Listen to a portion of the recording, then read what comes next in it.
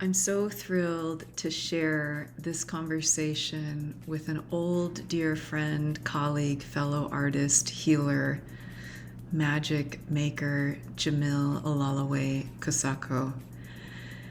Gosh, I just had such an intuitive hit to make sure that this beautiful being was part of this series of conversations, and I know you are going to enjoy it deeply.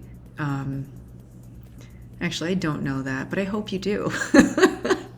I did. And I just want to share that. In trusting this gut hit, in allowing the conversation to unfold as it needed to, I think we brought some beautiful information, poetry, wisdom around being an artist and how to be a carrier of the creativity. And not only that, the medicine that you're here to share. And it's been such a pleasure to witness this being, well, from when our relationship started 20 years ago to where he continues to explore now and branch out. Oh, this just, I can't even say anymore. Enjoy, listen, get to the end, share it with people you love, and just thank you to this beautiful being and to everything that made this conversation possible. I planned and I kind of didn't plan because I was like, I trust that what what we need to talk about is going to come up, and what you're here to talk about is going to come up. Um, Mm, so mm, so maybe, yeah, I just kind of want to dive in like that. yeah. Can I do that, my friend? Yeah. Well, I lead with trust, and you are certainly someone who I trust, yeah, pretty wholeheartedly, which I can't say about, yeah, some folks in my life right now, but I trust you, dear one. So of course we can Well, delve. I yeah, I appreciate that because I mean, trust is that's a big word. That is a big Mm, word. And even, like, do I trust myself? That has been something I've mm, worked on for years now. Like literally, some of my coaches being like, Michelle, do like make mistakes, just mm, do your thing, like build that trust. Um, mm, so mm, I don't know, like maybe let's let that be our entry point. mm, Um, I'm here today mm. with Jamil, an old friend. I mean, I've been thinking, Jamil, it's been like Uh-oh. Why you want exactly. to aid this right No, well, now? they say black don't crack and Asian don't raisin, so here we go. But Exactly. but when I was like, where did we first connect? And I don't know if it was you inviting me to show my work in Philly. Oh, And yes. Yeah. then I have memories, probably photos of you in my apartment in Brooklyn, and we took a selfie in my IKEA mirror at the end of the hallway, just looking cute. Yeah. We were twinning. I remember us like really twinning. We were like wearing a similar outfit or something. And yeah, I remember that. I remember dancing in Miguel's work together as Oh my well. God. Exactly. At the Boston ICA. That was so In fun. Boston and Mount Yes. Trimper and Temper. that whole moment. And then, So yeah. yeah, I mean, we can complete our history to get to here, and then let's go where we need to go. But then you invited me to do were you an artist in residence at New York Live Arts for the year? Is that what you had? I was Okay. I think I did have a year-long residency with them. Yeah. And you invited me, this is 2020, pandemic's going strong. You invited me to lead a meditation, and you were on Oh, Discord, yeah. that application. And, it was fun to look at what you're doing now and the archival stuff and the technology and how you're working with that because I was like, what's Discord? I get on there to lead my meditation. And it was the first time where I had no feedback. I couldn't hear anybody. I couldn't see anybody. I was just like talking to myself, leading this meditation, which actually led to a gig, which is interesting. But Oh, nice. yeah, but it was just like, okay, you were doing these. I feel like you were starting, or maybe like even brewing even more these multiple Yeah. spaces for people to exist Yeah. in, and I healing and tying yeah. together all of the different elements you weave as an artist. I just looked at something last night, and this woman in Virginia introducing you as like interdisciplinary artist, sculptor, priestess, priestess, minister, friend. And so, Yeah. here's our weave. I think then I taught for you at Princeton, and here's our Yeah. weave, and here we are today. And I mean, I'm just so excited to have you here because we have this history. And I think what we can share as artists is our own path of longevity. I Mm, think I've gone into a lot of my coaching and healing work, which it'll make me like tear up, is my artistry, and my artistry has served it. And man, brings me to my knees like all the time, just like mhm, art does. And you've mhm, done your path. And I kind of want to go, Jamil, just for people, you're from Detroit, mhm, little kid, going through stuff, identity, go like eventually an artist in Philly, New York, or DC, all the places. So can you start there and just tell us what was yeah. happening? Oh wow. We're going back to Detroit? Yeah, let's go back. We going all the way back? Yeah, I'm gonna sit back. Well, what can I say about Detroit? Detroit, the Motor City, Motown, Mm, uh, this incredible, complicated space. Um, one of, a chocolate city. It left, I still hold so much of my creative energy, I think, um, from the work and the kind of, yeah, just the spaces that Detroit revealed to me. mm, I think of my first job at the Museum of African American History in Detroit, Michigan.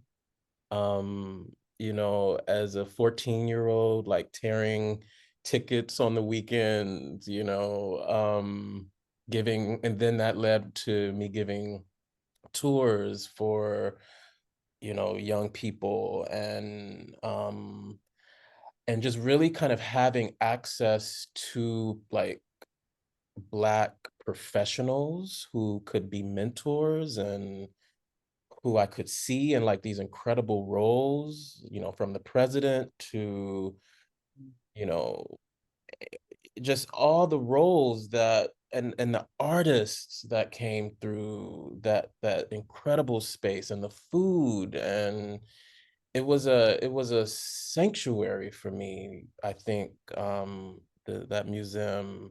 And I'm so grateful because that is what led to me getting accepted to Interlochen Arts Academy. Interlochen was doing a satellite program in Detroit, mhm, at the museum.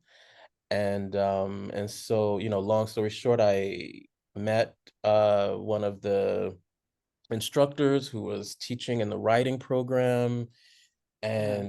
and she was like, talk to my assistant.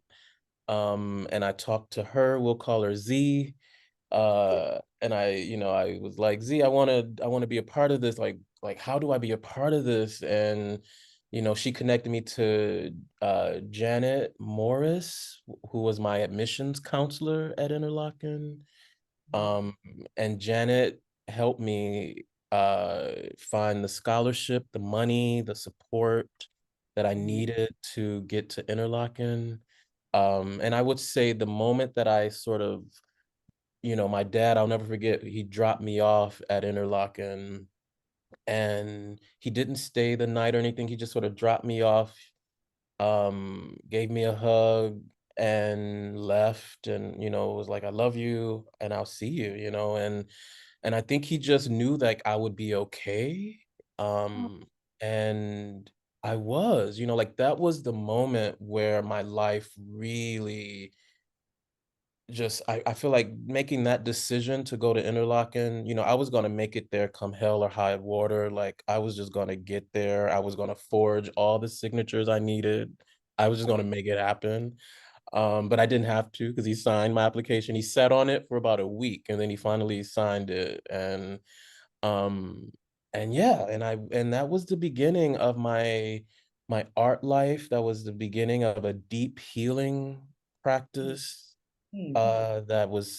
that's continues to be integral for me. That was when I really like delved deeply into the portal of poetry and just the possibility of performance and theater and dance and just what art could mean to a life.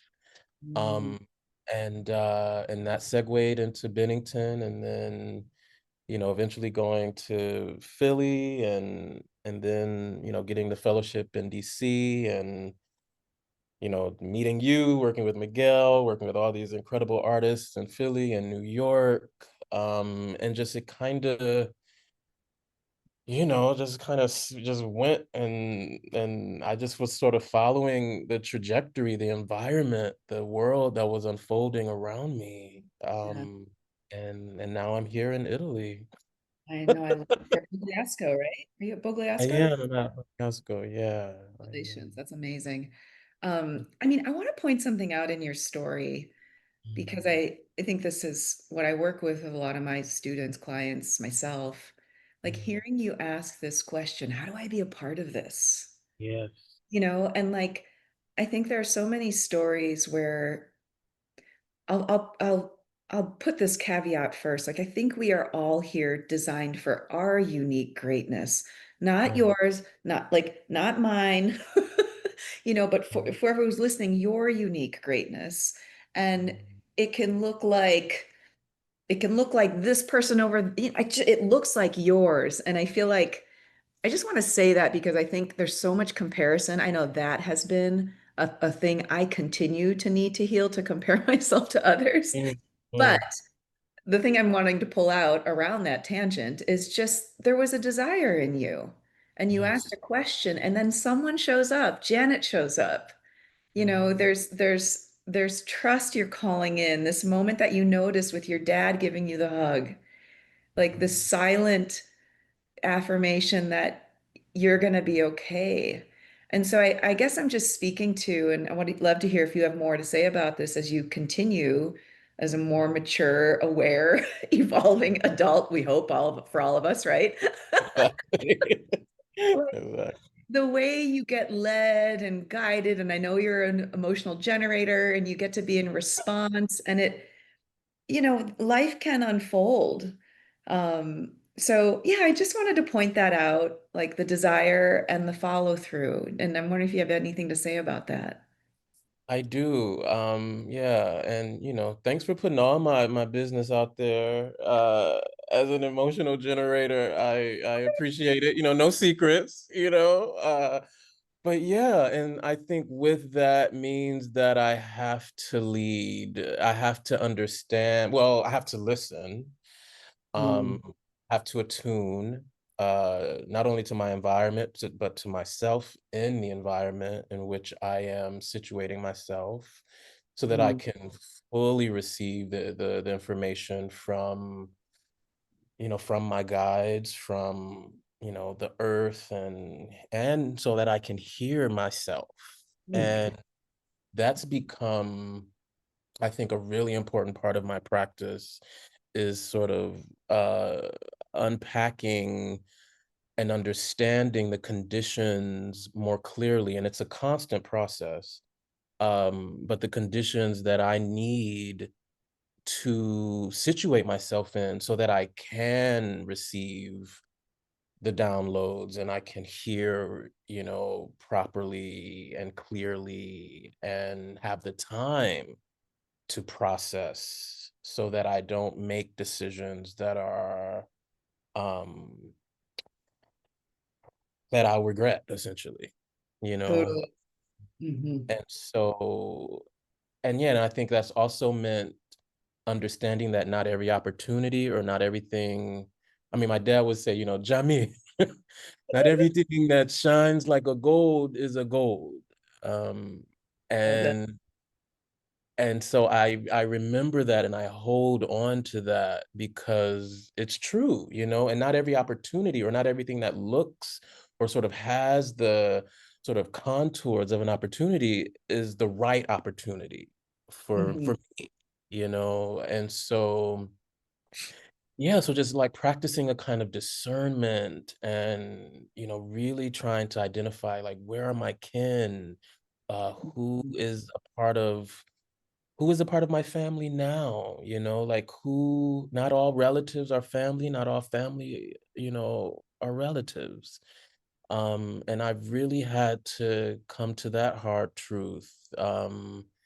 You know, it's no secret, you know, I'm the only living member of my immediate family, you know, in the States. And so, you know, I've had to do some deep work to just sort of sit with this understanding that I am holding this lineage and I'm doing this work not only for me, but for those that have come before me, that will come after me, but those who are no longer here.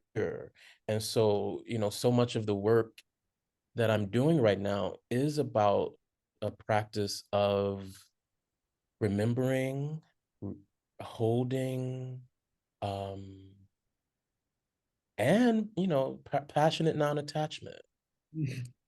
Um, yeah, so like holding all of these sort of modalities, if you will, you know, in my emotional, you know, generating core.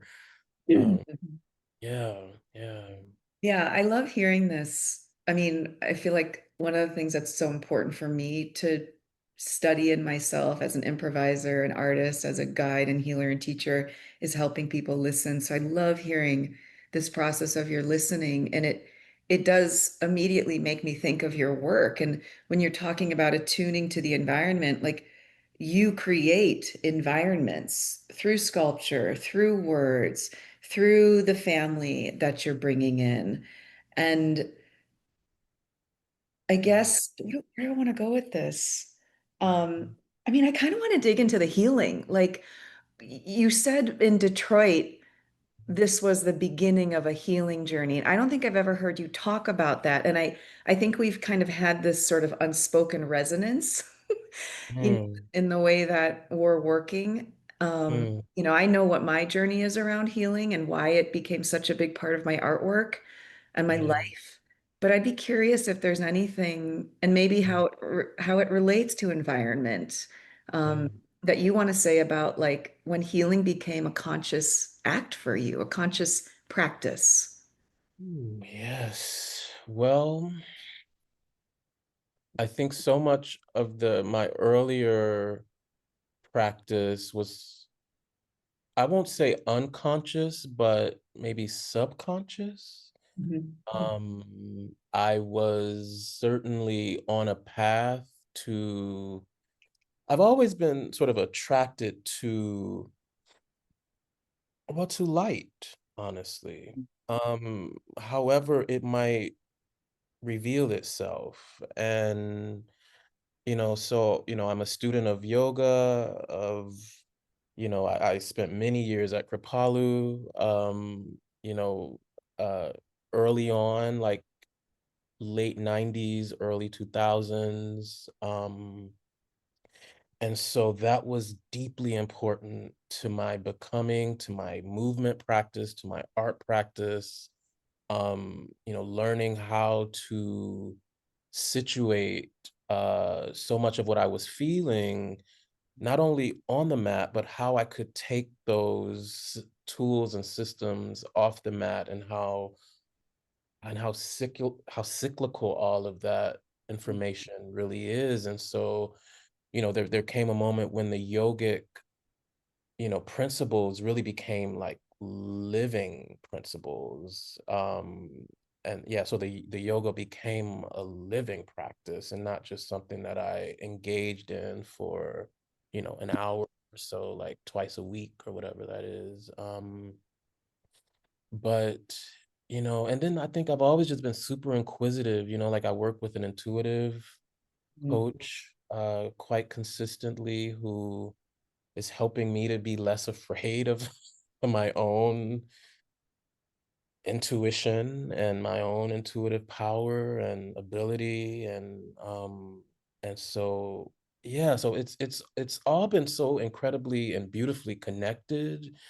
But it means that I have to sort of step back and again, like take these pauses and have moments like this to just to sort of retreat from the world a bit, just so that I can um realign, and make sure that I'm moving with alignment in my vision as fully and as beautifully as I can. And Mhm. also just acknowledging that, my concerns, I think at this stage in my life is shifting, like I'm not as much of a stage creature Mm, hear that. as I used to be, because there was a time when we needed a stage. We wanted a global stage. We wanted to be in Europe. We just wanted, we needed that applause. Mhm. Uh, and, that's not the case so much for me. My concerns have really shifted. And I think there's a deep interiority now, Michelle, that I'm really like, I'm captivated by, I'm interested in, I want to unpack, and I have space to unpack it. And so I'm just sort of leaning into that. And I had to also realize that so much of that thing that I was reaching for on stage, it has something to do with survival. It Mm, has something to do with me kind of, yeah, I was working out of a survival mechanism, you yeah. know, um, and and I think because I'm no longer operating from that emotional center, Mm, um, my work, my practice, my thinking has shifted uh pretty dynamically, especially since the pandemic. mm, Um, and I like to think that many of us have had some awakenings and some reawakenings, and yeah, some, just yeah, some coming home moments. But there was nothing like having to be home and in order to really find home. And I think, I had to acknowledge that I had been running away from home mhm, for quite a while. And and and so yeah, and so now, yeah, home and in all of its configurations and all of the ways that it presents itself has been such an important educator for me, and continues to unpack, just new registers, for my healing, for every aspect of my life. Yeah, being able to really feel like what home feels like. I'd been hungry for that for so long. Yeah, and now that I have it, I want to just savor it or something. I want to savor it. Okay, there's two places I want to go, but let's dig into this home thing a little bit more. I mean, I'm currently a nomad, so home is, it's funny. I remember back in 2008 or 9, probably, when I was working at the Body Talk Center in New York at the time, and this Brazilian woman was telling me about her son and how they were moving so much. And she's like, my little boy just looked at me and he said, Mom, home is here. Because she was concerned about him moving everywhere. Um, and I don't even know, like, I know I've talked to you when you've lived in different places, but when you're saying home, like I'm hearing frequency. I had someone do a soul portrait once, and she's like, I don't know, for me, she's like, I don't know why the snail is coming up. And it's just like, I am currently in that stage when my home is right on, it's right on my back, or it's in my, I don't know, it's in my front, but you also mentioned this thing around reaching, which is something I've been teaching. And there's like, we as embodied practitioners reaching for the stage, reaching for the acknowledgement. And then it's like, oh, wait a second, what have I been avoiding? Like, Exactly. how have Exactly. I been outsourcing my own love? Maybe love is home, you know, Yeah, it and is. yeah. So, I mean, like literally when you say that, is there more that, like, what are the spokes of that? Can you say? I can. I think love is the center, you know. Yeah, it is the center for me. And, I think of home, home is certainly uh with my partner, I feel at home. When I'm sort of in the care and like oxygen of my plants and pets and um when I can like put on a record and just like cook some good food, for beloveds, Mm, and again these this can be a transient experience, but I feel like it's these sort of main characters that kind of create a feeling of home for me. mm, And that can be anywhere in the world, mm, um, for sure. But right now, I think of home as a place that I hold for sure. But I think as well, when you become, I've been with my partner for over 15 years now, and we've grown more in love, which and sort of fallen in love again, which is this beautiful thing that happens, I think, when you are involved with someone in such a way, and it's an incredible teacher. Like, it like teaches you things that you didn't know you knew, or you that you felt, that you desire. Um, it's an incredible educator for me, this love practice. And it's something that is still, I mean, I am no expert. I am certainly still learning. oh, Um, but what I do know is like when it's a feeling, I think of the words of Nina Simone, like it's a freedom, it's a feeling. mm, Yeah, mm, it's a mhm. and again, I'm an emotional generator, so it's all about feelings for me, like Your yeah, feelings are available for all of us, and mine's open. So I'm like, I get to feel you. I get to feel you when I'm with you. And I want to like, everything you're saying, it points me towards Black love. I was yeah. listening and watching that last night, and I want to go to those words, but first, because intuition is huge in my chart. It is, I'm not going to out you that much, but it is also in your chart. You have the gate of intuition. And there, like, this popped out when you were talking about working with your guide, the intuitive that you work with. And I just was like, because I heard you say, like, there's something you're afraid of. And if you are willing to share, because I have my own fears around that too. And I'll preface it with this, and maybe let's see if there's a resonance. Mhm. Um, as a guide, as someone who's working with intuition, I haven't always known how to, yeah, kind of like take that seat of power. And because I think part of my path is finding the truth around power. It is not mine. I am not here to dominate over or be less than, but there is something that is available uniquely to me that I have grappled with for since I started doing this energy healing work and actually presenting it to groups. And I'm the one in the room that did the training, and but it gets collective, it's like I've even had moments through the body talk system that I work with where it's like, oh, someone else knows more than me. And it comes up in the muscle testing. And like literally, it's like, oh, this person, let's call her Z. Mhm, Like, mhm. what can you tell us about breath work that we can bring in for our collective healing?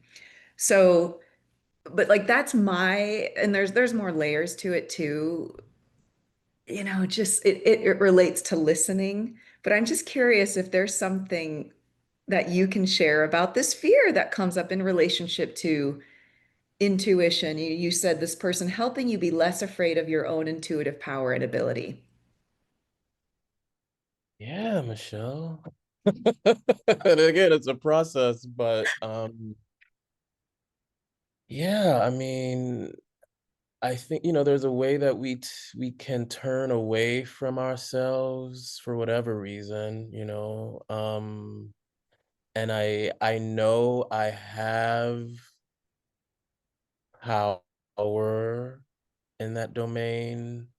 And I think I've seen like what it does, and I'm not even trying to like shift the temperature of a space but I also know that is a part of what I offer as a performer is this ability to kind of regulate the temperature. And Mhm.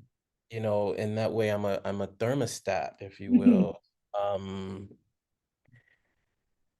yeah, and I think the fear is the acknowledging that power. um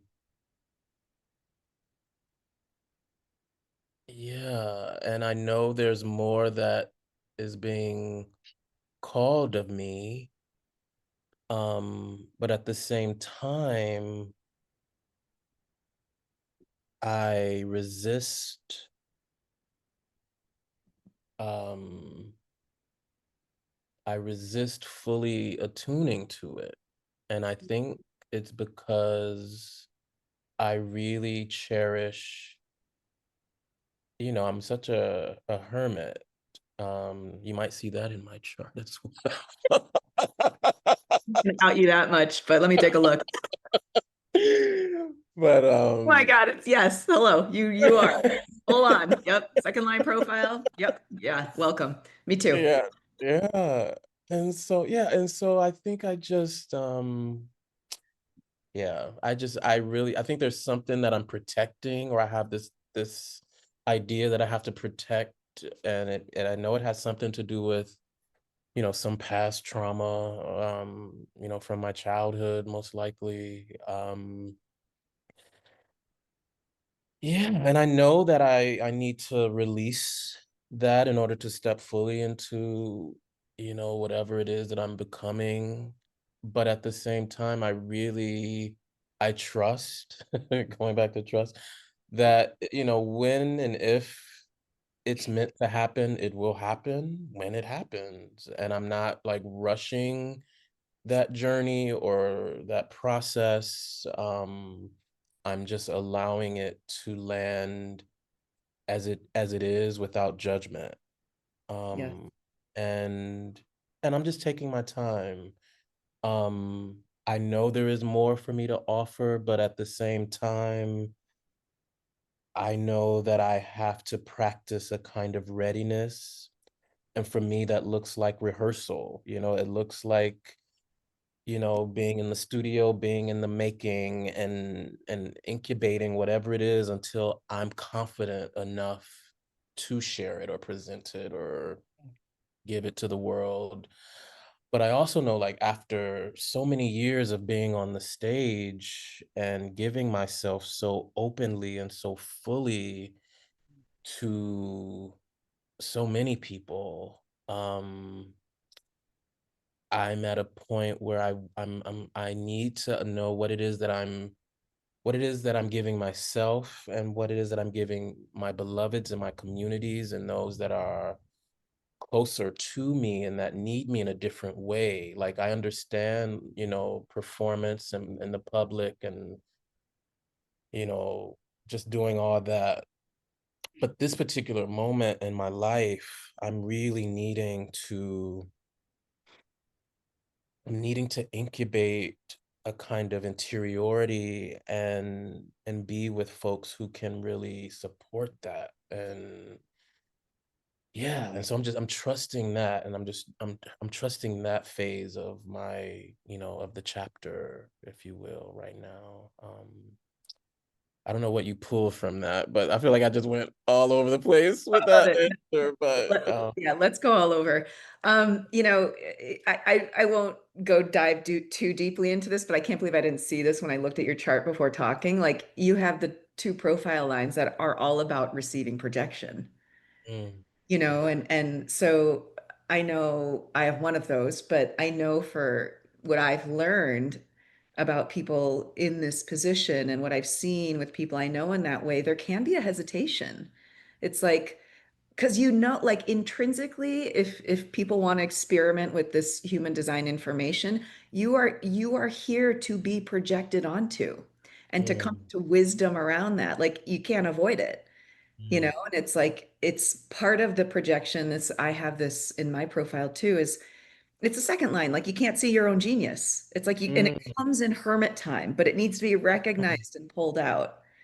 Like mm, I feel so, like becoming a dancer for me, I had to have someone tell me after my injuries, like, Michelle, you're doing this. And I was like, I am. Like, I can, mm, and mm, then like put me in the thing. I had to have Miguel tell me repeatedly, Michelle, you're an artist. I am, mm, like, so that external recognition. But then you have this other profile line, which is like hero, save the day, and it's like you get to be the hero or you get to be the meh. So, like if anyone, if maybe there are people who relate to this, and so there can be a hesitation. It's like you know what's coming, and you can't control it. And what I love about this human design work is just like you live what you're here to live, and that's the blessing, and that's the karma, and that's the compassion for self and mm, other. Because mm, we all are here navigating differently. So that's what that's what I pull from that, like past trauma, probably sure. And it's probably a life theme, that you get to do your dance with. Um, mm, mm. so does that land? Yeah, it Yeah. does So, deeply. mm-hmm. So I want to go to, yeah, I want to go to Black Love just Mhm. because I just loved these words, and it did remind me. I think when you invited me to Philly, I think it was not too long after that, or you were also putting out your like maybe one of your first books of poetry. Oh my God, yes. And I'm working on another collection like while I'm here. So yeah, it's all full circle, right? So full circle. Yeah, but I just loved like celebrate the mundanity with me as a luxury, letting you be the kind of black you want to be, even if it isn't the type of black that I think I am, expanding definitions and possibilities of both blackness and love. And I like felt, I know there's work around blackness and queerness, but I just felt as I say those words now and I'm remembering my experience of watching and listening, like there's a blanket. I get a Mm, blanket of love as I hear those words. And I know this is from some years ago. Um, and like the syllabus you've made, and just we haven't even talked about the archiving. I don't know if we're going to get to it today, but I'm just curious because I know you're working on something new. You have something coming up at Lincoln Center. Like, if you want to say anything about this thread and how it's being woven into and evolving into what you're currently looking at. mhm, mhm. Ooh, what am I currently looking at? Well, You say, yeah. um, I would say so, I guess a lot of the work or a lot of what I'm kind of working towards, um, is this work that I'm calling Shrouded. Mhm. Um, and yeah, I mean, yeah, I think we've kind of been talking about it like as a part of this entire conversation. but I do think, I think so. I've been in this sort of shrouding practice Mm. for at least 7 years, at least 7 years. And, there's a way that I'm understanding that many people look at it as hiding. But I think the more that I do it and the more that I practice and just sort of flesh it out, the more I understand that in fact I am actually exposing, or I'm trying to bring attention to other parts of my identity beyond how I look, or Mm. beyond my gender, or beyond, my sexualities, or whatever it may, whatever those signifiers of value or worth, those indicators that we tend to apply on folks because of whatever perception or whatever we perceive. It feels important for me to blur that and to expose that interiority. and and Jamil, as before you, yeah. oh, can you literally say what shrouding is? Like, because, I have my ideas of it, but I would love for people to know when you reference this, can you explain what this 7-year practice looks like, literally? Yeah.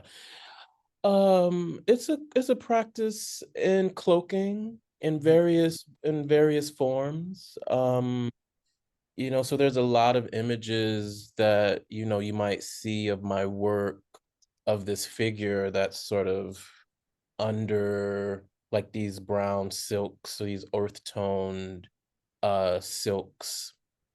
And um and yeah, and so it's a way of kind of, really channeling into to an interiority. I think back of when I first started dancing. I've always been sort of captivated by this idea of masking and why we mask and what is exposed in the masking of a character, of an interiority, of another kind of possibility for imaging the self.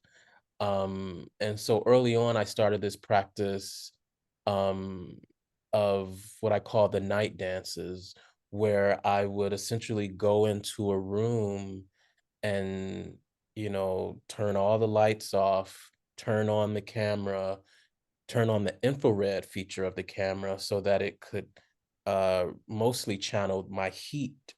Mm. Uh, and and I used that as a way of documenting my growth as a mover for many years, and just sort of dancing in the dark literally became, yeah, just a deep part of my practice, and kind of turning off this like this visual um perception, essentially, as a means to access something deeper.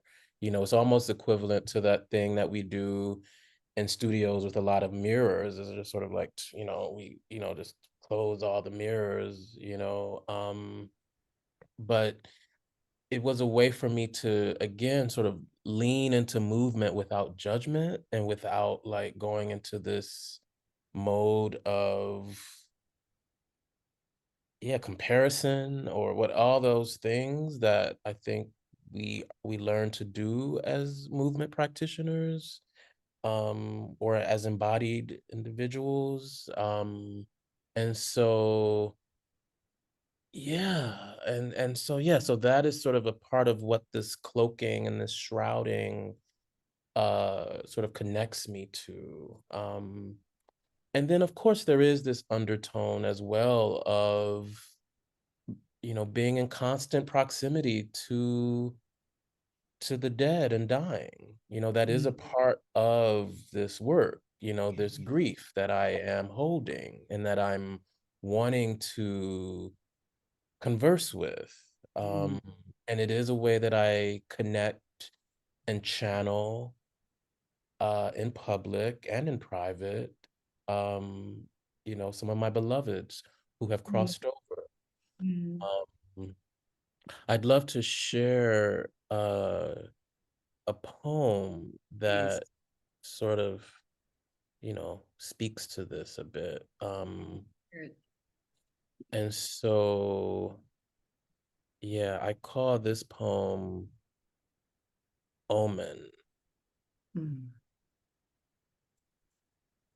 The spirits of the dead are returning more often. Perhaps we are in greater need of them now more than before. Our ancestors, our elders who have crossed over, they are speaking to us.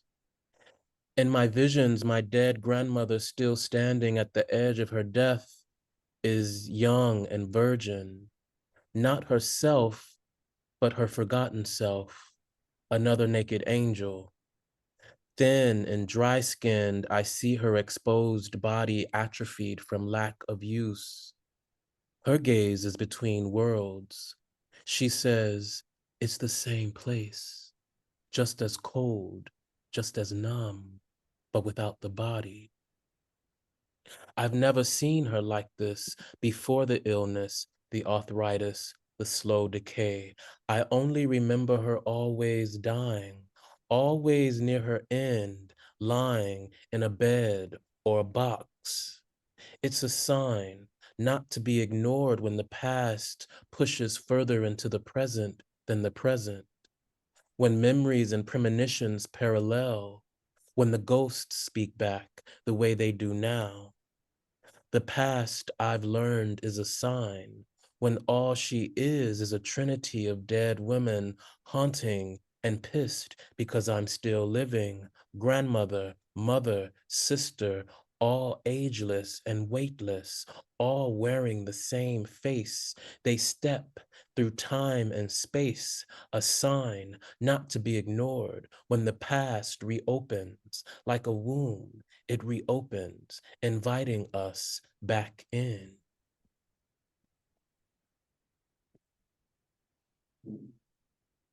I've been thinking a lot about the elegy as I'm working on this new book.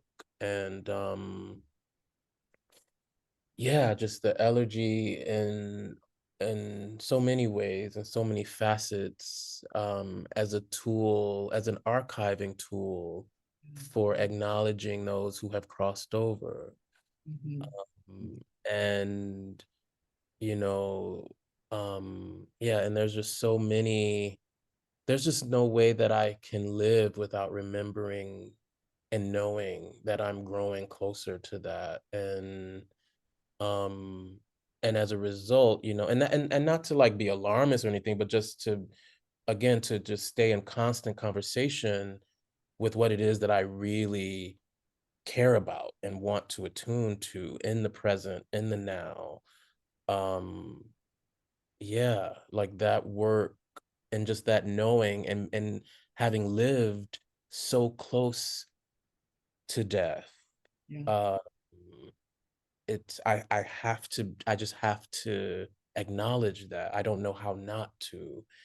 um and so that sort of speaks to this concept of shrouding, and it's and actually so many other aspects of my creative work. Yeah. I love this. It's we can speak about it because we've had some time on the planet, like we're not 22 anymore. Can out us Although that. we give 25, like But still give 25. Actually, I don't know if I want to give 25. I'd say maybe more like, yeah, that's a little too young for me, but I okay. think like 25. I don't know if I want to give my 25. All Um, right. so I love her. But it really is true. There's a different like subtlety around urgency and just honing out, or like, no, this isn't a part of it anymore, this isn't a part of it anymore, like thank God for some level of maturity. you know Yeah. and again, like I feel this when I listen to you as an act of love. I hear the mystic in you. I mean, you do have this gate and a pretty prominent part in your chart of like being able to, it's like this mystical gate that can reach into the mind of God. um Hmm. Talk about that another time. Yes. Yeah, I mean that one's beautiful and potent and where it is in your chart, and but it, I hear again, there's love, and I feel as I listen to you like the gift of what this interiority Mm, offers to others. mm, You thank know? you. Yeah, I love it. I love this like this Mm, dimension you're giving us to shrouding and like all the discernment and the like the artistry, right? Of these choices that shape. mm, One of the hashtag I've been working with for years is honor your inner creator. And like as I hear you talk about that, it's like, oh yeah, this is the gift. This is maybe a gift for the vessel of, I'm just going to say this, you say if it lands, please, like of honoring this inner creator within and like to mm, become a vessel for that. I just mhm. love hearing this shrouding piece as like, I'm framing it as a way to honor. Yes, yes. Yeah. And honestly, doing this work, like I'm just piecing something together right now, but the intuitive that I work with now was at a show that I did, again, years ago, and we sat next to each other like during this dinner, and she just read me so deeply, similar to this relationship right now. And and I was just like, whoa, like this person is really like seeing me so deeply and has received so much from this offering. And that was just sort of like when I knew, and I think that's also how I kind of know when I'm like in right community. Mm. Because again, it's the feeling, and it's a way of sharing with deep honesty, truth, care, admiration, respect, and and yeah, and just sort of like, but it's also a deep, beautiful gift. Like, let me offer this, what I'm seeing and what I'm receiving from this work.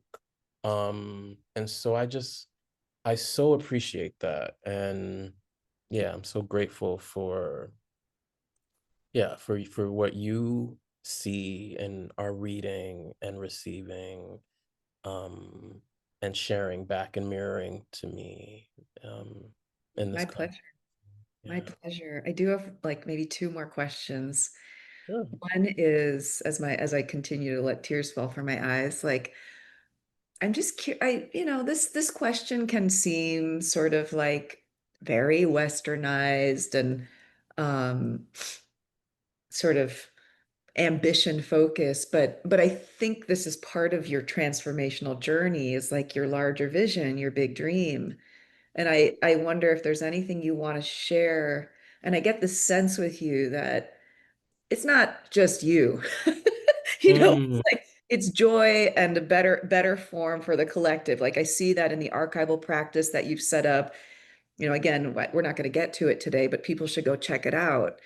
Um, and I'm just curious because I feel you and I feel you as like a vessel or like a screen door sort of mm, mirror for just a larger evolution of humanity. And I imagine whatever your dream is part of this internal and collective transformation. So and I also want to respect. I know that for some people it's like keep that dream quiet and close. So maybe if there's even coming through like a prayer for the collective or a vision for the collective that you hold that you may want to speak to. And a big question. which I love. I love you for your big questions and the small ones, um, I don't think we've ever been for small talk since we've known each other, which I'm also really grateful for. Yeah, I think in this moment of of accessing whatever it is that is being revealed to me, these downloads, these words, these images. There is certainly a desire to share it. Um, you know, again, I love stagecraft. I devoted, over half of my life to it. It's what so many people know me for. But if we're to be honest, if I'm to be honest, it's never been my entire identity. Um, and it's always been something that I had an affinity for, I have an affinity for, and other people saw, again, going back to that perception thing. Um, so it was something that I could do and that I performed. But my home is in the poetic. My home is in the way in which that interiority is made plain and clear through sharing ideas, images, discourse, research, um, and and the only way that I know to access it is to get quiet, is to practice the pause, is to rest, craft, conjure, is to do that work in that interior space, in that interior studio, and then sort of allow it to come out. And so if there is a prayer, I would, yeah, if there is a prayer, then I think I'm writing it. I'm listening for it. I'm downloading it. Um, yeah. And so, yeah, I just want to share this other thing, I guess, as a pra- as a part of this prayer, which is, I think, kind of, it may not sound like a prayer. I don't know. You let me know, because you have been telling me the truth about a lot of things. So, um, but yeah. Fallen god of the algorithm, you fixed the heist in plain sight while we stared skyward, waiting on the rapture or anything that might save us from us. Incinerated by illusion and effigies on display, you didn't need fire to burn what we call America. A whisper was just enough, a slogan blown like fumes to sanctify the white imagination and call it holy. But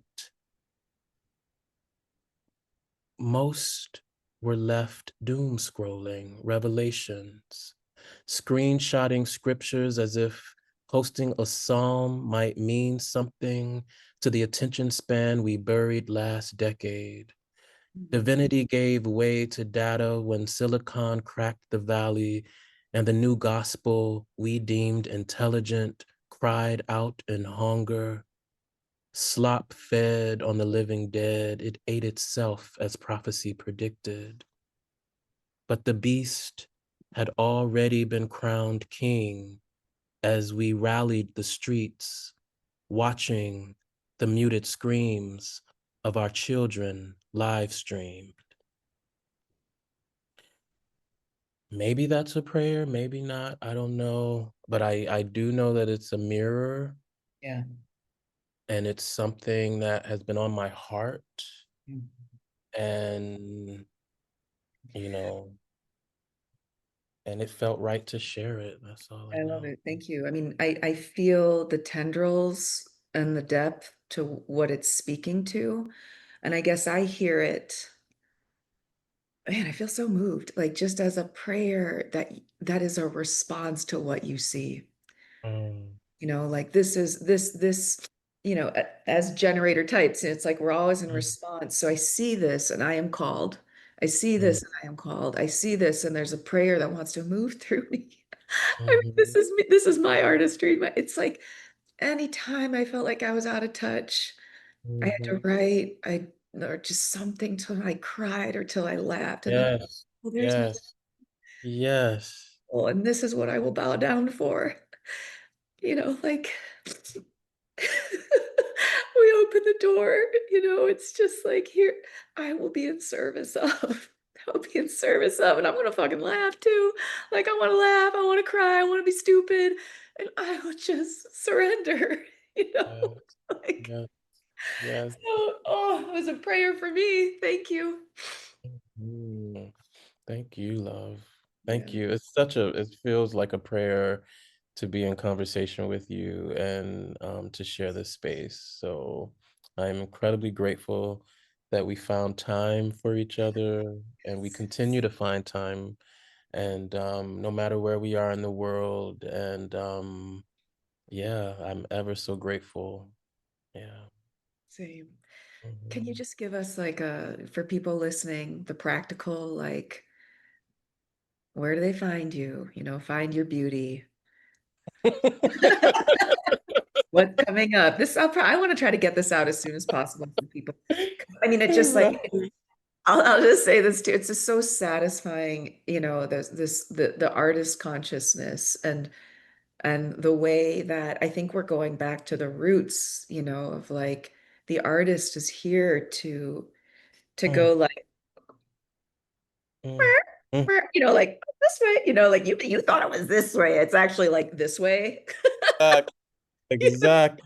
It's like to be the sort of like shaman, just like trickster, whatever it is with each unique, the comfort, like, we need all the voices, but it's not the thing you hang on the wall. It's like this is what's the word, Jamil? There's a word. This This is, is, this is, yeah. yes, and it is, you know. Um, I can be found at JAAMIL.com, Okay. Jamil.com. Also can find me at Jamil Means Beauty on IG or Restcraft Conjurer on IG. Yeah, I as much of a hermit as I am, I love teaching, I love sharing, I love being in conversation. But I also love like protecting my Don't my bother him when he's in the studio. exactly, Um, but yeah, and again, I'm ever so grateful. Yeah, I'm ever so grateful. My new book, actually, well, not new, but my second edition of Black Body Amnesia will be made available very soon on my website. I'm also working on a beautiful zine called Quantum Rest. Hmm. It's free. It'll be a free download. So yeah, those are just some things that are happening right now. Of course, there's the archiving work and working with communities on how do we protect our image Mhm. from big corporation. Mhm. We protect our image, our likeness, Mhm. um, and our legacies. So this is some of the deeper work that I'm doing with all kinds of people. So yeah, it's a vast array of offerings, but yeah, just peruse the site, Jamil.com, and yeah, hit me up. Great. Yes. I mean, that was literally the word I was going to say, was so vast. Yeah. And I'm just going to quote you and something you said, and you said it again, just for in this conversation: get quiet, practice the pause, rest, craft, conjure. Do the work, do that work in that interior space. So maybe that someone needs that permission. And I just wanted to pull that out because I see you doing it, and I see it as the practice for your gifts. And I gotta see you live again. So let's I'm putting the prayer out. Exactly. Yes, And yes, yes. trust. Yeah. So thank you so much for your time. And yes, check out this beautiful being's work and follow and support. Thank you. Thank you, my love. Until soon. Okay, until soon. All right.